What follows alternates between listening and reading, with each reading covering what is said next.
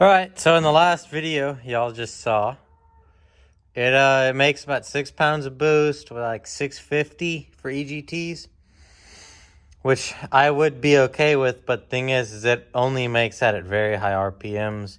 I want it to be a little bit lower. So to bring that down, we're going to turn the fuel up on the pump. I know there's probably a lot of other more important things it should be working on, but I really want to get it driving the way it should, so we're going to start with this. So two ways you can do it, through the top or through the side. I'm pretty sure the throttle shaft seal is leaking, so I'm just going to do it through the top, change the throttle shaft seal as well, call it good. But going to pull the intake off, which I need to pull this piece off first, disconnect boost gauge, and we'll let you know whenever we get it to the point where we're taking the top of the pump off. So I got the intake off, and now we're going, I have rags packed around this because this whole upper part of the pump's full of diesel. Cracked all these loose, and I'm curious to see what this is going to look like when we pop it off. Worst comes to worst, honestly, this pump owes me nothing right now. Like I have a couple other pumps I could try. So I'm trying to build like a budget 6.2. I kind of want it to feel like what it might have felt like back in the day whenever you came home with your mad 80s K5 with a diesel as a Silverado. Like, this was an expensive Blazer. And so I don't know, probably end up putting a 6.5 turbo kit on it one day for more boost.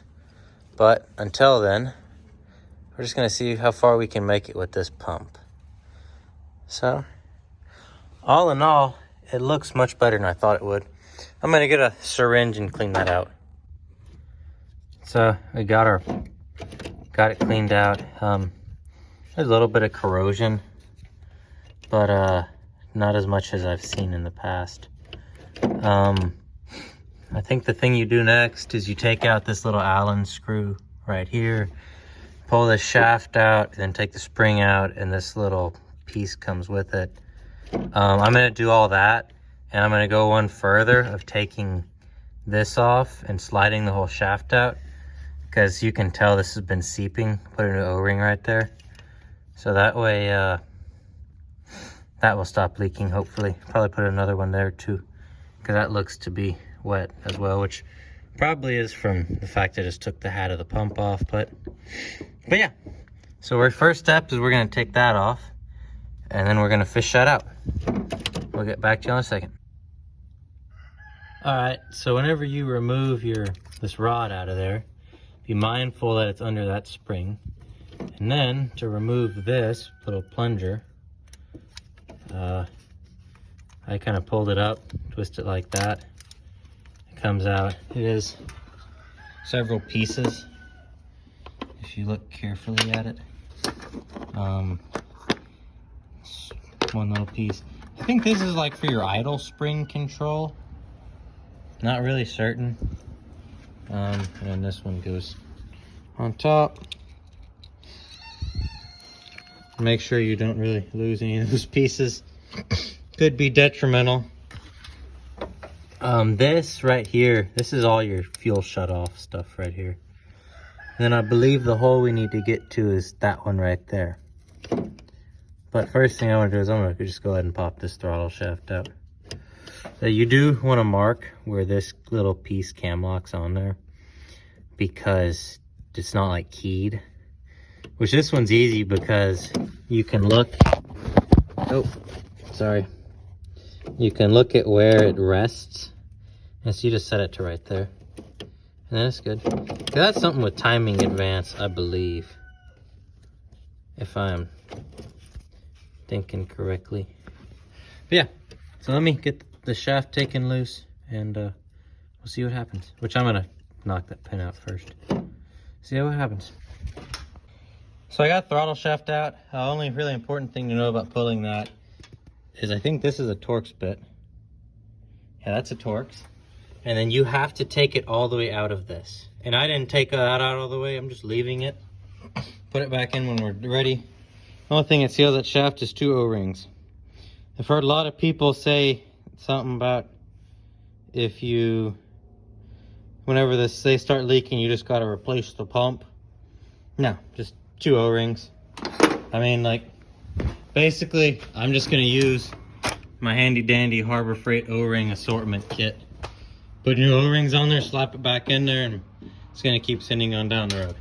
Now, for the pump adjustment, we have my ratchet on there, and you're gonna look for an Allen screw. I'll let you know when I find it. So, if you look in there, which you can't really tell, but in that hole, I promise there's an Allen. Which you can kind of see it, I don't know. You look in there, tighten that Allen. I got about a half a turn out of it, but I didn't tighten it all the way. I backed off about 1/8 a turn. So we're gonna see what that does. So it should be turn 3/4. Only fear I really have right now is that it'll try to run away. Other than that, I think it'll be okay. But we're gonna both put all this back together, bolt the intake on, and then have a board that we can toss on the intake in case it tries to run away. You do also want to be careful whenever you're bolting your fuel shutoff back in. And make sure that whenever you turn the key on it, you can hear it go clink.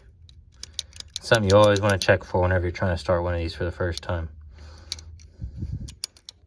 So I got all this put back together again. Now it's just time to bolt the cap back on, which I don't have a new gasket for this.